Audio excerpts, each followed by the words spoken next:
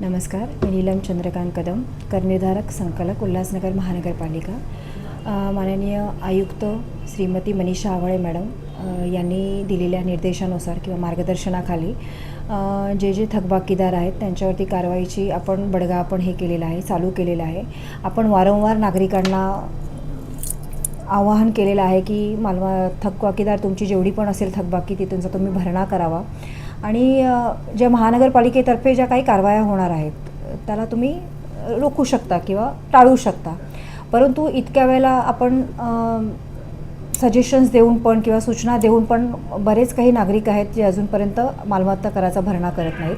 त्या अनुषंगाने आपण मागील काही दिवसांपासून माननीय आयुक्त यांच्या मार्गदर्शनाखाली कारवाया चालू केलेल्या आहेत।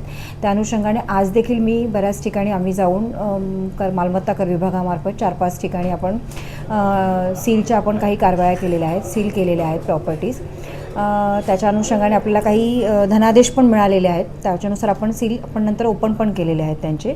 आता फक्त एकच आहे माझं नागरिकांना सांगायचं की अभय योजनेच्या अनुषंगाने जर का काही भ्रम होत असेल तर तो भ्रम टाळावा।